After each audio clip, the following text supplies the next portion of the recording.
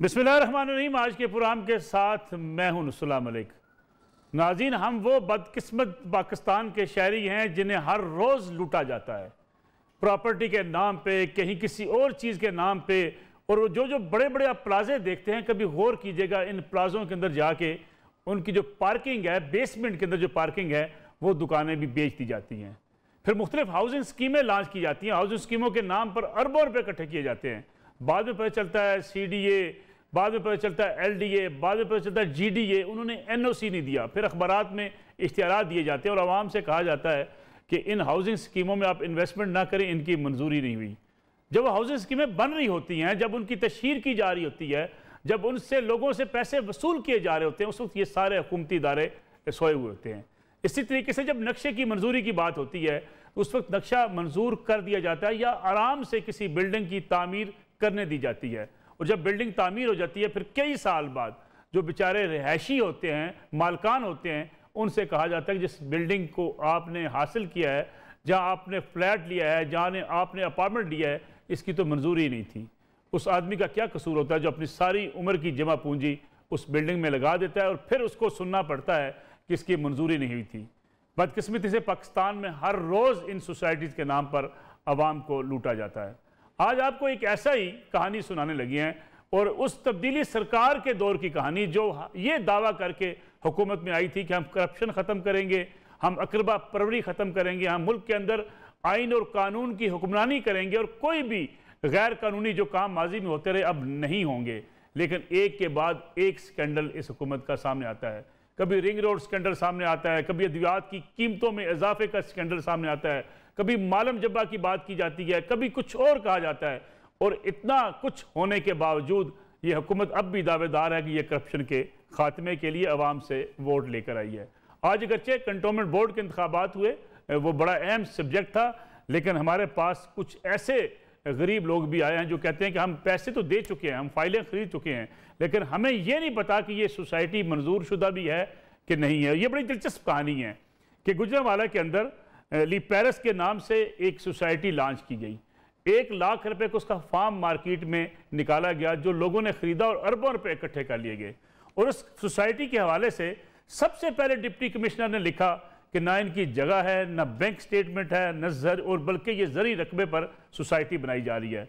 फिर GDA ने जवाब में लिखा, बिल्कुल हम आपकी बात को मानते हैं, ये सारी गैर कानूनी सोसाइटीज़ हैं और 299 गैर कानूनी सोसाइटीज़ के अंदर इसका नाम भी शामिल है। फिर वज़ीर बल्दियात जनाब मियाँ महमूद रशीद साहब एक्टिव होते हैं और एक ख़त लिखते हैं कि आखिर क्यों ऐसी सोसाइटी जो है उनको काम करने की इजाज़त जिसकी मंजूरी नहीं है। एक लंबी कहानी है।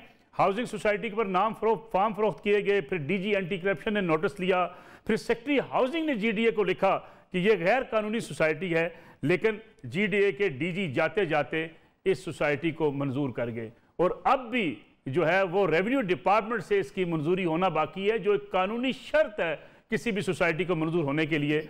लेकिन ये सोसाइटी अब भी अपना काम भी कर रही है और लोगों से पैसे भी वसूल कर रही है। हमारे साथ मौजूद हैं जनाब इमरान शफकत साहब, हमारे ब्यूरो चीफ हैं गुजरांवाला से। हम चाहते हैं कि कुछ ऐसे चीज़ें लोगों के सामने आनी चाहिए, लोगों को पता चले कि जहाँ वो इन्वेस्टमेंट करना चाहते हैं, जहाँ इन्वेस्टमेंट कर रहे हैं, क्या वो ऐसी किसी जगह पे इन्वेस्टमेंट कर रहे हैं जहाँ उनकी सरमायाकारी महफूज होगी, या फिर उनको चक्कर लगाने पड़ेंगे। आपने देखा कुछ रोज़ पहले ही लाहौर में एक बड़ी सोसाइटी का मालिक इस दुनिया से रुखसत हुआ। अरबों रुपये लोगों के देने थे, लेकिन जब उसका जनाजा उठाया जाने लगा तो लोगों ने आके उसके जनाजे को रोक लिया। मुतासरीन ने, जो हज़ारों की तादाद में आज भी धक्के खा रहे हैं, उस अरबपति आदमी का जनाजा काफ़ी देर तक रोका गया। फिर पुलिस की निगरानी में एम्बुलेंस में ले जाकर उस अरबपति फर्द को दफनाया गया। गोया उसे मरते हुए भी ये एहसास ना हुआ कि वो गरीबों के पैसे वापस दे जाता। इमरान शफकत साहब, बहुत शुक्रिया आपका। एक बड़ी स्टोरी है ये स्टोरी, जो आप कह रहे हैं कि इतना बड़ा जो है वो एक हाउसिंग स्कीम लॉन्च कर दी गई। कैसे मुमकिन है कि GDA के DG उसकी मंजूरी दे जाए? आखिर कुछ ना कुछ उनको इल्म होगा। फिर साथ ये भी एक नई कहानी है कि NAB, नेशनल अकाउंटेबिलिटी ब्यूरो, जिनका काम है करप्शन को पकड़ना, करप्शन को रोकना, वो भी मेरे सामने ख़त पड़ा है। NAB कहती है कि इनको NOC दिया जाए। NAB का काम भी होता है NOC देना। बहुत शुक्रिया मलिक साहब। मैं समझता हूँ कि ये इतना बड़ा स्कैंडल है कि लोग डबल शाह को भूल जाएंगे, और ये हकीकत है जो बात भी हम करेंगे वो डॉक्यूमेंट्स के साथ करेंगे, और ये डॉक्यूमेंट्स जो है वो बोल बोल कर इदारों की कारकर्दगी पर सवालिया निशान उठा रहे हैं। ये मेगा स्कैंडल जो है वो गुजरांवाला के एमनाबाद से शुरू होता है, जिसमें बहुत सारे देहात हैं, और ऐसा जरी रकबा जिसकी तादाद 18,817 कनाल पे एक बड़ा जरी रकबा जो है वो हाउसिंग सोसाइटी में दिया जाने लगा है, और उसके हवाले से उन्होंने हाउसिंग सोसाइटी लॉन्च करने की जो दावा किया, और जिसकी जमीन पर 1 इंच भी खरीदी नहीं गई। नाज़रीन को मैं साथ साथ दिखा दूं, ये पहला लेटर जो डिप्टी कमिश्नर गुजरांवाला ने जारी किया, उसमें लेटर में वाज़ेह लिखा हुआ है कि इनके पास ना तो जमीन है और ना ही इन्होंने बैंक स्टेटमेंट जारी की है। हमारे नाज़रीन देख सकते होंगे, ये वो लेटर है, आप देख रहे होंगे, स्क्रीन पर भी देख रहे होंगे कि इस पर जो है वो जीडीए को लिखा जा रहा है, और जीडीए के जवाब में लिखा जा रहा है। जीडीए कह रहा है कि हमें जो है इसके हवाले से बताएं कि अगर आपको जमीन चाहिए या इसमें कोई सरकारी रकबा तो नहीं है, तो उसमें बाकायदा बताया जा रहा है। उसके बाद ये जब डिप्टी कमिश्नर साहब की तरफ से ये लेटर लिखा, तो उसके बाद डीजी जीडीए ने एक लेटर लिखा है, उसमें 299 हाउसिंग सोसाइटी को गैर कानूनी करार दिया, जिसमें इस ली पेरिस का बाकायदा जिक्र किया गया, और इनके दफातर सील कर दिए जाएं, और बाकायदा 33 कॉलम है। ये देखें ना, इस जीडीए के इस लेटर में बाकायदा 33 नंबर पे लिखा हुआ है कि इस हाउसिंग सोसाइटी को फौरी सील किया जाए, इसके दफातर सील किए जाएं, इनको फार्म फरोख्त करने से रोका जाए, पैमरा को लिखा गया कि इनकी एडवर्टाइजमेंट से बंद किया जाए, अखबारात में इश्तिहार ना दिए जाए, ये सारा चलते रहे। ये वो डॉक्यूमेंट्स हैं, हम जो भी बात करेंगे वो बाकायदा डॉक्यूमेंट्स के साथ करेंगे। अभी आपने जिक्र किया वजीर बल्दियात, जिन्होंने एक तहरीरी तौर पर लेटर लिखा, कि हाँ बिल्कुल, उसमें एक बाकायदा शोर मचा कि उसके बाद गुजरांवाला में ये बाकायदा पिछले कई माह से ये जो है वो चूहे बिल्ली का खेल हो रहा है, और उसमें बिल्कुल खामोशी से देख लेटर पे दूसरा लेटर, तीसरा लेटर, बिल्कुल ऐसा एक लेटर पे। अब महमूद रशीद साहब इस लेटर में लिखते हैं कि ये गैर कानूनी है, तो इसके खिलाफ कार्रवाई की जाए, इसके खिलाफ जो इसे रोका जाए, ये स्कैंडल के हवाले से इन मालकान को रोका जाए, लेकिन खामोशी से सरकार देख रही है। उसके बाद फार्म जो धड़ाधड़ फरोख्त किए जा रहे हैं, इन फार्म की अगर मैं आपको बात बताऊं, ये 1 लाख रुपए में ये फार्म, ये भी हमारे नाज़रीन को दिखा दें। बिल्कुल बिल्कुल बिल्कुल, आप नाज़रीन देख रहे होंगे कि ये वो फार्म है जो 1-1 लाख रुपए में तकसीम किए गए, 1 लाख में फरोख्त किए गए, और तकरीबन 9 अरब रुपए के फार्म अब तक हाउसिंग सोसाइटी लॉन्च होने से पहले फरोख्त हो चुके हैं, जिसकी बाकायदा दरखास्तें, बाकायदा इंक्वायरी। साहब जरा फुल स्क्रीन में दिखा दे लोगों को, ताकि लोगों को नजर आए कि ये फार्म कितने में कितना बेचा गया, कितने में खरीदा गया। जरा साथ साथ फुल स्क्रीन भी दिखाते हैं। बिल्कुल बिल्कुल ऐसा है कि देखें, ये इस फार्म की, क्योंकि इस टाइल इंडस्ट्री के मालिक की जो शोहरत है, इस शोहरत को देखते हुए लोग बेचारे सादा लोग हैं, उनको ये है कि घर बनेगा। और एक बात यहां पे बात करना बड़ा अहम है, इन्होंने ये भी कहा कि हम वजीर आजम प्रोग्राम के तहत फ्री घर बनाने की कुछ स्कीम बना रहे हैं, वो जो आज उस नाम पे काफी स्कीमें बनाने की हाँ, बिल्कुल बिल्कुल ऐसा ही है। अच्छा, आगे ये फार्म जो है वो बाकायदा धड़ाधड़ फरोख्त किए जाते हैं, और इंक्वायरीज चल रही हैं, कोई इजाजतनामा नहीं है, कोई कुछ नहीं है, और ये फार्म फिर तो एंटी करप्शन के पास भी, डीजी एंटी करप्शन के पास एक दरखास्त जाती है, जिसके बाद वो बाकायदा उसको बाकायदा एक नोटिस लेते हैं। और अगर नाजरीन वो देख रहे हो उस दरखास्त के बाद, तो DG anti corruption deputy commissioner को लिखते हैं कि इसकी बाकायदा इंक्वायरी करें, अगर इसके खिलाफ कानूनी कार्रवाई करें, और इस सारी कार्रवाई को बंद करें। नाजरीन अगर आप देख रहे होंगे तो ये वो लेटर है डिप्टी कमिश्नर के, डीजी एंटी करप्शन को लिखा हुआ, जो डिप्टी कमिश्नर को लिखा गया था। अब इसके बाद आगे जो सेक्रेटरी हाउसिंग है, उन्होंने भी जो डीजी जो है वो जीडीए, उनको एक लेटर लिखा कि उनके खिलाफ जो है वो पीडैक के तहत कार्रवाई शुरू कर दी गई है, और बाकायदा दरखास्त दहिंदा को कहा गया कि आप अपने तमाम शवाहिद के साथ पेश हो, हम इनके खिलाफ कानूनी कार्रवाई करेंगे। अब इसके साथ आप देखें, एक तरफ जो है वो जीडीए बाकायदा बार बार कह रहा है कि ये गैर कानूनी है, इनके दफातर सील करें, लेकिन हैरत की बात है मलिक साहब, अपनी रिटायरमेंट से 5 दिन पहले, उससे पहले वो एक जारी कर रहे हैं फाइनल रिमाइंडर, वो डिप्टी कमिश्नर को कह रहे हैं, हाँ, डिप्टी कमिश्नर को कह रहे हैं कि ये भी दिखाएं जी लेटर, ये फाइनल रिमाइंडर जो है वो हम आपको जारी कर रहे हैं। आप इस पे जो है वो बाकायदा, हम यही समझेंगे कि अगर आपने इजाजतनामा ना दिया तो हम ये समझेंगे कि, और हम खुद ही जो है इसका कोई कार्रवाई करेंगे। इस पर वो बार बार डिप्टी कमिश्नर को लिखते रहे, लेकिन डिप्टी कमिश्नर ने नहीं जारी किया। उसके बाद फिर उन्होंने रिमाइंडर जारी किया, ये दूसरा रिमाइंडर है। अब इसके बाद आती है डीजी एंटी करप्शन के हुक्म पर, चूंकि वो बंदा दरखास्त दहिंदा अदालत में भी गए, बड़ी हैरत की बात है मलिक साहब, ये ज्वाइंट इन्वेस्टिगेशन टीम बना दी गई।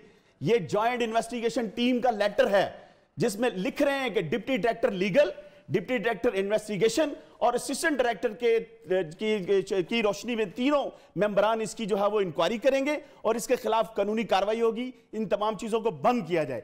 अब इसके बाद एक ड्रामाई मोड़ आता है। बिल्कुल मैंने अपनी सहाफती तारीख में आज तक नहीं ये देखा कि एक हाउसिंग सोसाइटी ना लॉन्च होने पर कभी नैब ने पूछा हो।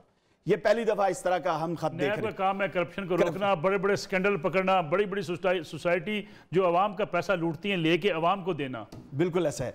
अब नैब उसमें बाकायदा नैब के डिप्टी डायरेक्टर साहब हैं जो है मोहम्मद इमरान साहब, वो अपने लेटर में लिखते हैं कि जी ये जीडीए के जो letter number so and so हैं इनके आप जवाब क्यों नहीं दे रहे। वही लेटर जिसमें वो एनओसी दे जल्दी, हाँ जल्दी जल्दी एनओसी दें, आप इनके बारे में क्यों नहीं जवाब दे रहे। और डिप्टी कमिश्नर असालतन नैब के ऑफिस में हाजिर होकर इसका जवाब दे कि आप ये क्यों नहीं कर रहे। ये वैसे मेरी सहाफती तारीख में, मैं भी आपका स्टूडेंट हूं, मैंने 30 साल में ये पहली दफा देखा है कि किसी चेयरमैन नैब सबको इसका नोटिस लेना चाहिए। बिल्कुल ऐसा है कि देखें ये लेटर कैसे जारी हो गया, नैब क्यों इस तरह कर रही है। अब इसके बाद ये नैब का लेटर भी है, ये सारी चीजें हैं। हम आपको आखिरी जो चीज जो बड़ी हैरत अंगेज है, डीजी जीडीए मकबूल मझोका जो है वो रिटायर होने जा रहे थे 30 सितंबर को, 27 सितंबर उनका आखिरी दिन था। उन्होंने 25 जो है वो अगस्त को, 30 अगस्त उनका आखिरी दिन था, 25 अगस्त को उन्होंने रात की तहरीकी में जाकर एक जो है वो ऐसा जो है वो इजाजतनामा जारी किया जिसके बाद फिर धड़ाधड़ वो फार्म जो है वो मार्केट में आ गए। 6 महीने से जो फार्म इंक्वायरियां होने की वजह से डिप्टी कमिश्नर से मंजूरी, रेवेन्यू डिपार्टमेंट से मंजूरी ली जीडीए ने? नहीं, बिल्कुल नहीं ली। ये उन्होंने तो फिर एनओसी कैसे दे सकती है? वो आज खुद वो जारी कर गए क्योंकि वो रिटायर हो रहे थे। ये इसके पीछे एक लंबी कहानी है मलिक साहब, बहुत सारे लोग इन्वॉल्व हैं। तो आपने उनसे पूछा नहीं जीडीए के जो आपने बात भी की थी, उनसे पूछा था कि जनाब आपने एनओसी कैसे दिया? हमने उनसे मौकफ लेने की कोशिश की और उन्होंने जो कहा है वो तो दिखाना दे हम लोगों को। बिल्कुल अपने नाज़रीन को ब्रिगेडियर फारूक हमीद साहब भी हमारे साथ हैं, बड़े दबंग आदमी हैं, खासतौर पर नैब के डायरेक्टर रहे हैं, वो करप्शन के खिलाफ जहाद करने में बड़े पेश होते हैं।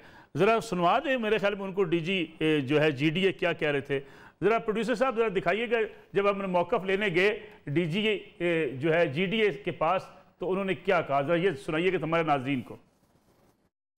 हमने लेटर लिख दिया था, नहीं करेंगे, लेटर लिख दिया हुआ नहीं करेंगे। डीसी साहब ने कल लिखा था उसी में उन्होंने नहीं, हमने अपना लिखना होता है, डीसी साहब ने अपना लिखना होता है, एडमिनिस्ट्रेशन साइड से होता है, हमने अपना लिखना होता है। और ये लीग है इसके खिलाफ तो दुनिया जान जमाना उनके पता नहीं क्यों खिलाफ हो गया। हमारे लिए तो एक सर्विस डिलीवरी डिपार्टमेंट है हमारा, गवर्नमेंट इसलिए बनाया है, प्राइम मिनिस्टर का विजन है कि हाउसिंग सेक्टर को प्रमोट करेगा। हमारे डिपार्टमेंट का काम ये है कि कोई स्कीम लेके आता है तो उसने हमने उसको कानून के मुताबिक उसको फैसिलिटेट करना, हमने उसको एनकरेज करना। ये इदारा बना ही सोसाइटीज के लिए। अगर ये सोसाइटीज को रेगुलेट नहीं करेगा तो मैं यहाँ मंडियों में रेट निकाल दें मेरे पेट सब। वो तो कहते हैं अगर इदारा रेगुलेट नहीं करेगा तो हम मंडियों को रेट निकालने के लिए। तो फिर उनको ये जवाब देना चाहिए ना कि रेवेन्यू की इजाजत के बिना वो आज खुद ये लेटर क्यों जारी कर गए। वो इसलिए क्योंकि 3 दफा उनकी कुरानंदाजी मौखर हुई है, 3 दफा क्योंकि इजाजत नहीं मिल रही थी। फारूक हमीद साहब से भी पूछना नहीं, वैसे ब्रिगेडियर फारूक हमीद साहब चाहिए, इससे आगे बहुत सारी चीजें हम डिस्कस करते हैं। ब्रिगेडियर फारूक हमीद साहब बहुत बहुत शुक्रिया आपका भी प्रोग्राम में वक्त देने का। आप भी माशाल्लाह करप्शन के खिलाफ जहाद करने निकले हुए, हमेशा आपने आवाज उठाई। नैब के दफ्तर से क्या किसी इदारे को ये कहा जा सकता है कि अगर एनओसी नहीं मिल रहा किसी हाउसिंग स्कीम को तो उनके एनओसी के प्रोसेस को मुकम्मल किया जाए, या कि नैब का काम करप्शन को रोकना है, ऐसी सोसाइटीज को पकड़ना है, क्या ऐसा हो सकता है? बिस्मिल्लाह, बहुत शुक्रिया। देखें, नैब की सबसे जो बड़ी कामयाबी रही है जब से नैब 99 में मर्द वजूद में आया है, मैं समझता हूँ ये public frauds, cheating public at large, housing frauds, financial frauds, इसमें ये सबसे ज़्यादा नैब की कामयाबी मैदान में रही है। अब इस पर्टिकुलर केस में जिसमें शफकत इमरान साहब फरमा रहे हैं, अगर नैब ने कोई गलत पोजीशन ली है और देख रहे हैं कि जनाब उनके कोई लो लेवल पे लोग जो हैं वो फैसिलिटेट कर रहे हैं ये एनओसी को या समथिंग लाइक दैट, तो उसका बड़ा आसान तरीका, अब आपका ये प्रोग्राम लाइव जा रहा है, मैं समझता हूँ चेयरमैन नैब और डीजी नैब लाहौर, मैं आपको बता दूं डीजी नैब लाहौर सलीम शहजाद साहब नहायत ईमानदार, नहायत मेहनती, और उन्होंने रिकॉर्ड जो है वो अपने कायम किए पिछले 4 साल जब से वो डीजी नैब लाहौर हैं। तो मेरा ख्याल है कि डीजी नैब लाहौर का इसका नोटिस लेना चाहिए। And I am sure brigadier साहब वही मैं, आप भी डायरेक्टर रहे हैं नैब के अंदर, यानी क्या नैब कह सकता है, किसी जीडीए को कह सकता है कि अगर किसी का एनओसी प्रोसेस में है, ये वो खत लिखा जा रहा है उनको एनओसी देने के लिए किसी हाउसिंग स्कीम का, उस पर नैब कह सकता है कि आप उनको रिप्लाई करें, उनके एनओसी के हवाले से आप उनको क्विकली रिस्पांस करें? क्या नैब का ये दायरा इख्तियार है? नहीं, ये काफ़ी यूनिक किस्म का लेटर मैं देख रहा हूँ। नॉर्मली ऐसे नहीं होता है, क्योंकि कोई ऐसी काम नैब के किसी अफसर से नहीं होना चाहिए जिससे कोई ये इंडिकेशन हो कि वो अपना उसका कोई बायस है या उसका कोई झुकाव है या वो कहीं पे वो फैसिलिटेट या फेवरेटिज्म वाली जिस तरह की चीज़ है। अमूमन नैब ऐसे काम जो है वो नहीं करती है। तो तभी मैं कह रहा हूँ कि डीजी नैब लाहौर जो है वो इस चीज़ का नोटिस लें, शायद मे भी मामला जो है ठीक हो जाए। ब्रिगेडियर साहब मैं अगर जनरली आपसे बात करूं तो क्या इस मुल्क के अंदर इससे बड़ा जुल्म नहीं है कि प्लाजे बन जाते हैं, हाउसिंग स्कीमें बन जाती हैं, फिर आप और मैं अखबारात में इश्तिहारात देखते हैं कि ये मंजूर शुदा ना है, यहाँ पे प्लाट ना खरीदा जाए, जबकि उससे पहले मुकम्मल तशहीर करके हाउसिंग स्कीमें अपने सारे प्लाट बेच चुकी होती हैं, ज़मीन उनके पास होती नहीं है। इस गरीब आवाम का कसूर क्या है? देखिए मलिक साहब, यही तो इसको हम कहते हैं चीटिंग पब्लिक एट लार्ज, अवाम के साथ इज्तिमाई फ्रॉड, धोखाधड़ी। मैं समझता हूँ कि ये अपना जिम्मेदारी है गवर्नमेंट की, नैब की और एंटी करप्शन डिपार्टमेंट की कि जहाँ जहाँ वो देखें कि ये सोसाइटी जो है ये इलीगल है या इसको एनओसी नहीं मिला हुआ और ये बड़े पैमाने पर जाके लोगों को फाइलें बेचने, ज़मीन इनके पास है नहीं है, तो वो बिल्कुल उनको उनके सोसाइटी के खिलाफ कार्रवाई होनी चाहिए और लोगों को बताना चाहिए। लेकिन हमने भी बड़ी कोशिश की थी, हर दौर में कोशिश की गई है कि आवाम को ये कहा जाए कि आप ये फ्रॉडुलेंट सोसाइटी जिनके पास पहले वेरीफाई तो कर ले कि क्या ये रजिस्टर्ड सोसाइटी है, अप्रूव्ड है बाय द कंसर्न जो रेगुलेटरी बॉडी है। ये नहीं कि आप अपना पैसे इन्वेस्ट कर दें और बाद में जब वो लोग पैसे लेके भाग जाएं तो फिर आप रोते हुए जो है नैब के पास जाएं कि जनाब हम लुट के मर गए, हमें अब आप बचाएं, और फिर जारी बात है नैब एक्शन लेता है। मैं आपको एक एग्जांपल देता हूं, पिछले साल तकरीबन 2 अरब रुपया नैब ने रिकवर के। नैब रावलपिंडी ने एक सोसाइटी थी, प्ली बार्गेन के जरिए उन्होंने जनाब ओनर ने 2 अरब रुपया जो है वो उसकी प्ली बार्गेन की। जारी बात है वो पैसा काफी रिटर्न हो गया होगा, ये हो जाएगा जो भी नैब का प्रोसीजर है। इंपॉर्टेंट चीज जो आपसे खबर में शेयर कर रहा हूँ कि अभी वो ईडन सोसाइटी का मशहूर केस है, 25 अरब रुपए का फ्रॉड हो गया अपने लोगों के साथ, आम आदमी के साथ। वो डॉक्टर अमजद साहब अनफॉर्चुनेटली, ये जो भी आप कहें, अफसोस है कि इस किस्म की एंडिंग उनकी हुई, he died a few days ago. और आपने देखा कि उनकी डेथ कैसे लोग उनके नमाज जनाजा पे प्रोटेस्ट कर रहे थे, उनके ग्रेवयार्ड पे जाकर प्रोटेस्ट कर रहे थे। मुझे एक ब्रेक ले ली, खबर मैं आपको ये दे रहा हूं, जी खबर में ये जी प्लीज ब्रिगेडियर साहब खबर दे दे, फिर हम ब्रेक ले लें। कर रहा है जी, नैब इस पे काम कर रहा है और उनके पूरी कमिटमेंट है कि 25 अरब रुपए की इसमें जो लायबिलिटी है वो आप डॉक्टर अमजद अगर नहीं है तो बाकी जो फैमिली वाले हैं वो करें। वो तो बल्कि नैब तैयार है कि इनकी तमाम प्रॉपर्टीज को ऑक्शन करके 25 अरब रुपए 50 to 20%। ब्रिगेडियर साहब मैं एक ब्रेक ले लूं, लेकिन ब्रेक जाने से पहले आपको बताता जाऊं इस्लामाबाद के गिरदोनवा के अंदर भी ऐसी सोसाइटीज बन चुकी हैं जिनकी कोई मंजूरी नहीं है, कोई एनओसी नहीं है, लेकिन वो सोसाइटी अरबों रुपए अवाम से ले चुकी हैं। तब्दीली सरकार से, वज़ीर आज़म पाकिस्तान से और जनाब उस्मान बुज़दार साहब से ये गरीब लोग एक दिन ज़रूर पूछेंगे कि जब आप तब्दीली का नाम लेके अब इस दौर में हुकूमत में आए थे तो आपके दौर में ये सोसाइटियाँ पनपती रहीं, अपने लोगों से, अवाम से, गरीबों से पैसे निकालती रहीं, लेकिन आप यही ढंडोरा पीटते रहे कि माजी के हुक्मरान करप्ट थे। एक ब्रेक लेते हैं, ब्रेक से वापस आएंगे। पूरा में एक बार फिर खुश आमदेद जनाब इमरान शफकत साहब। अब लेटेस्ट पोजीशन क्या है? अब लेटेस्ट पोजीशन ये है कि जो उन्होंने पीपीपी रात की तारीकी में जारी किया रिटायरमेंट से 2 दिन पहले, उसको सेक्रेटरी हाउसिंग के पास चैलेंज हो चुका हुआ है दोबारा से, क्योंकि इदारे बार बार कर रहे हैं, लेकिन पता नहीं कौन सी ऐसी ताकत है पीछे, क्या है, बहुत सारी ऐसी चीज़ें अभी मैं आपको डॉक्यूमेंट्स के साथ दिखाऊंगा कि क्या क्या चीज़ें वो इसे रोक रहे हैं। ठीक है, इसको चैलेंज कर दिया गया है। शायद भट्टी साहब भी हमारे साथ मौजूद हैं, लीगल एडवाइजर हैं। बहुत अच्छा हुआ, इनसे बातें करनी बड़ी जरूरी है ले पेरिस के, ताकि उनका मौके भी सामने। शायद भट्टी साहब बहुत बहुत शुक्रिया प्रोग्राम में वक्त देने का। शायद भट्टी साहब ये फरमाइएगा कि एक ऐसी हाउसिंग स्कीम जिसके आप लीगल एडवाइज़र भी हैं माशाल्लाह, उस स्कीम के हवाले से डिप्टी कमिश्नर कहते हैं, कभी आपके जीडीए कहता है इलीगल है, कभी कहा जाता है वज़ीर बल्दियात कहते हैं इलीगल है, फिर आपके सेक्रेटरी हाउसिंग कहते हैं इलीगल है। लेकिन उसके बावजूद आप समझते हैं कि ना जगह है ना आपका कोई बैंक डिपॉजिट है, उसके बावजूद आप प्लाट जो है वो सेल किए जा रहे हैं। जी, ये मैं तो अभी सुन रहा था शफकत इमरान साहब को, ये मैं एक एक पॉइंट जो इनका है ना जी, जो एलेज इन्होंने किया है, एक एक पॉइंट को रिबट करने से पहले एक बात आपको बताना बहुत जरूरी समझता हूँ कि ये जो हाउसिंग स्कीम है ना जी, इसको जो लेके आने वाला कारोबारी इदारा है वो एक ऐसा कारोबारी इदारा है जो 3 अरब रुपया सालाना टैक्स देता है। इसने कोई 1 लाख लोगों का रोजगार जो है वो इस कारोबारी इदारे के साथ वाबस्ता है। ठीक है जी। अब सूरत हाल यह है कि यकीनन लेकिन मैं वैसे नाम नहीं लेना चाहता, आपने नाम ले लिया, शेख महमूद साहब उन्हीं के चेक बाउंस हैं और वो इश्तिहारी भी हैं। नहीं जी, ऐसा नहीं है। ये आपके पास यही तो मसला है ना जी, इन्फॉर्मेशन पूरी नहीं है ना जी। आपको ये नहीं पता कि सिंध हाई कोर्ट ने उसको सस्पेंड किया हुआ ऑर्डर को। यही तो सबसे बड़ा मसला है कि आपके पास इन्फॉर्मेशन जो है चेक बाउंस हुए ना जी। नहीं सर, वो उन्होंने इशू नहीं किया हुआ check. You don't have the complete information sir. I would चलिए आप पूरी इन्फॉर्मेशन दे दें। जी इसके मेरे पास सारे डॉक्यूमेंट्स है, एक ही डॉक्यूमेंट्स मेरे पास है जी। मैं भी डॉक्यूमेंट्स के साथ ही बात कर रहा हूँ ना जी कि सिंध हाई कोर्ट ने उस ऑर्डर को सस्पेंड किया वैसे।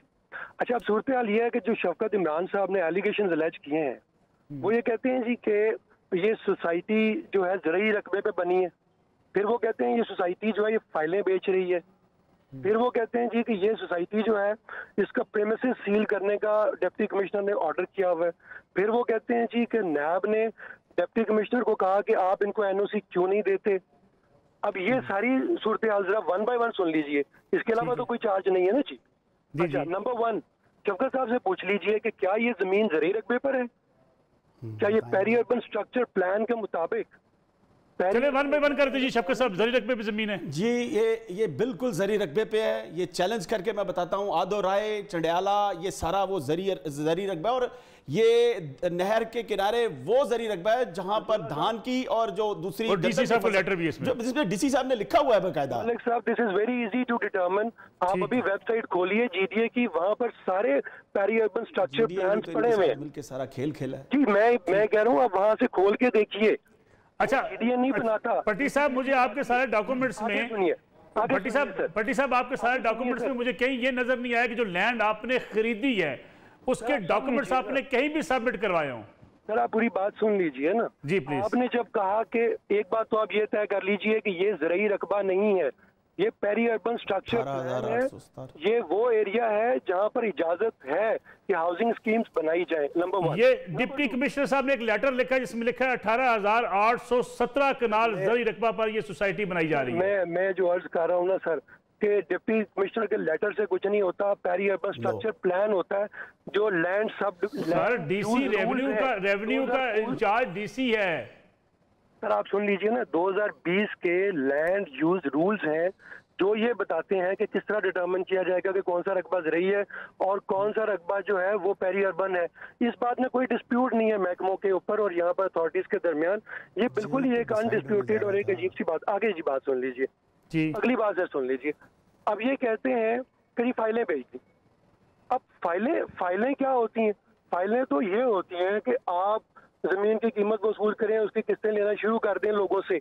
ये फर्क है। देखिए आप रजिस्ट्रेशन सर्टिफिकेट्स जो देते हैं, जो फॉर्म जो देते हैं, सर दुनिया के किस मुल्क में होता है 1 लाख रुपए का शायद भट्टी साहब फॉर्म बेचा जाए और लाखों फॉर्म बेच दिए जाए एक सोसाइटी के नाम पे। देखिए ईसीसीपी का आइन है, कानून है कि कोई लकी ड्रॉ जो है वो बकायदा ईसीसीपी का कानून है इस पे कि कोई लकी ड्रॉ के जरिए इस तरह का खेल नहीं खेला जाएगा जिसमें बकायदा कानून वाज़ेह है। सर उनकी बात सुन लें, उनके शफकत साहब फिर आप ये 5 करोड़ रुपए का जो जी आप बता दें।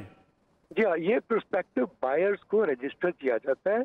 ये एक एक्सेप्टेड इंडस्ट्री स्टैंडर्ड है और इसके अंदर कोई सर स्टैंडर्ड नहीं है, इलीगल है। आप भट्टी साहब आप खुद कानून से वाकिफ हैं। मेरे पास जमीन नहीं है, मेरे पास कोई प्रॉपर्टी मैंने अभी तक परचेज नहीं की, मैं 100 लाख रुपए का फॉर्म बेच दूं।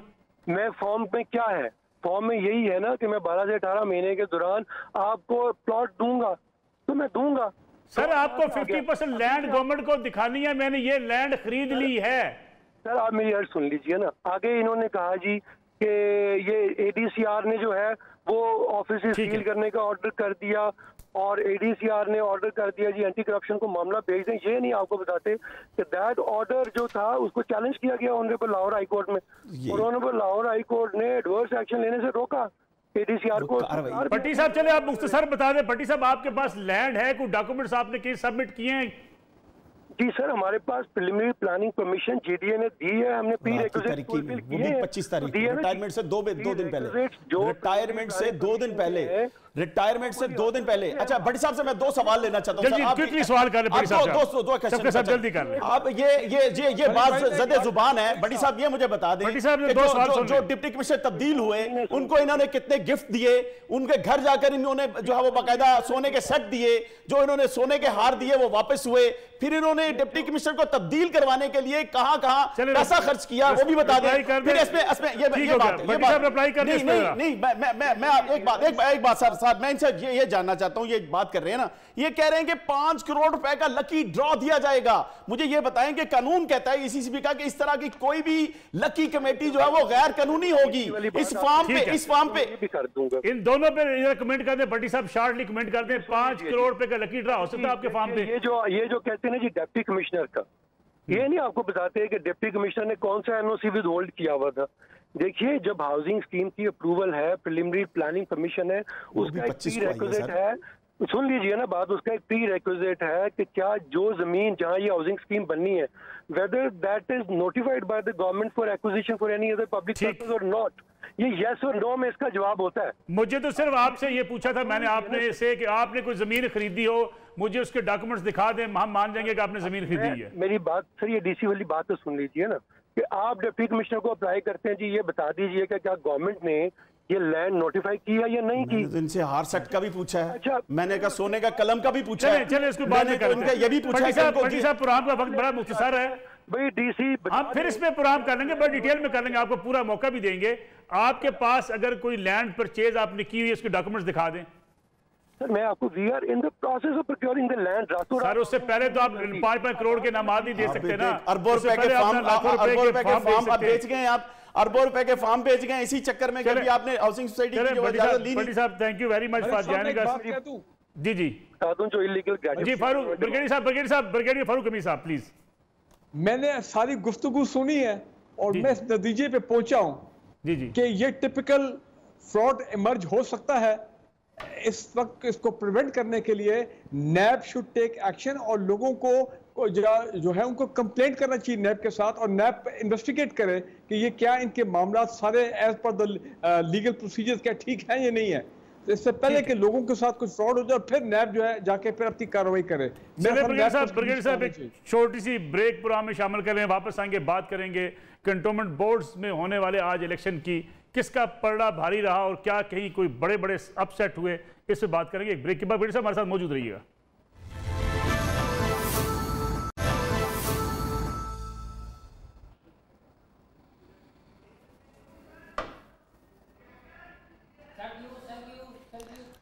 प्रोग्राम एक बार फिर खुश आमदेद, हमारे साथ मौजूद है ब्रिगेडियर फारूक हमीद साहब। आज बात करेंगे हम कंटोनमेंट बोर्ड में होने वाले इलेक्शंस के बारे में। ब्रिगेडियर फारूक हमीद साहब, बड़ा अपसेट हुआ, PTI पेशावर से हार गई, कराची से हारी, लाहौर से हारी, मुल्तान में हारी और मुल्तान में 10 में से 9 आज़ाद उम्मीदवार जीत गए।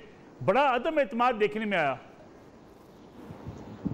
जी बिल्कुल, ये मैटर ऑफ कंसर्न तो है बिल्कुल PTI के लिए कि जो 2 बड़े सूबे जहाँ पे उनकी अपनी गवर्नमेंट्स हैं KP में, और वो KP में तो ये उनकी सेकंड टाइम गवर्नमेंट है, 8 साल उनके हो गए वहाँ पे, और फिर सब पंजाब में, और अगर वो उनके कैपिटल्स के अंदर PMLN को वो डिफीट नहीं कर सके, और बल्कि तो ये एक मेरा ख्याल है कि बड़ा सीरियस लम्हा फिक्र है फॉर द PTI, क्योंकि अगर, और इसी तरह जिस तरह आपने कहा मुल्तान में देखें, ये कंटोनमेंट बोर्ड के इलेक्शन बेशक महदूद लेवल पे के इलेक्शंस हैं, और पाकिस्तान उस तरह नहीं है, तो और अगले साल अगर लोकल बॉडी इलेक्शन होने तो फिर ये एक ट्रेंड सेटर है, एक आई ओपनर है फॉर द PTI। इसका मतलब है कि कहीं मामला जो हैं वो आवाम की नज़र में ठीक नहीं है, और मेरा ख्याल है इसकी एक बड़ी वजह यह है कि जनाब ये जो प्राइसेस कंट्रोल नहीं हो सकी हैं, रोज़मर्रा की कीमतों में जो इजाफा हुआ है, और जिस पे लोग जो हैं वो नाराज़ हैं, परेशान हैं, बिल्स जो हैं इन्फ्लेटेड आ रहे हैं, बिजली के बिल हैं और बाकी कीमतें जो हैं वो बढ़ती जा रही हैं, डेली कमोडिटी रोज़मर्रा की आटा, घी, दाल वगैरह। तो मेरा ख्याल है ये एक रिएक्शन होता है, this is the reaction from the people कि जनाब अगर आप इस तरह प्राइसेस को कंट्रोल नहीं करेंगे तो हम अपना जवाब जो है वो फिर आपको इस तरह देंगे।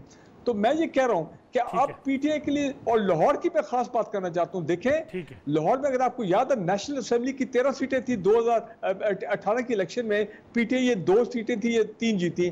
तो लाहौर में इसका मतलब ये कि पिछले 3 साल में पीटीआई इनरोड नहीं कर सकी है, वो पीएमएलएन को लाहौर में शिकस्त उस तरह नहीं दे सकी, बढ़तरी नहीं है। खत्म हो गया, बहुत बहुत शुक्रिया। जैसे कि फारूक हमीद साहब कह रहे थे कि जो महंगाई है, बेरोजगारी है, और जो पीटीआई के अवाम से वादे थे वो पूरे ना होना भी एक सेटबैक हो सकता है पीटीआई के लिए। लेकिन इसके साथ साथ आज़ाद उम्मीदवार भी बड़ी तादाद में जीते, गोया अपोजिशन से भी कहीं ना कहीं अवाम नाला नजर आते हैं कि अपोजिशन अपना भरपूर किरदार अदा नहीं कर पा रही है। आज का प्रोग्राम था नाज़रीन, अगले हफ्ते आपकी खिदमत में दोबारा हाजिर होंगे। इजाज़त दीजिए, अल्लाह हाफिज़।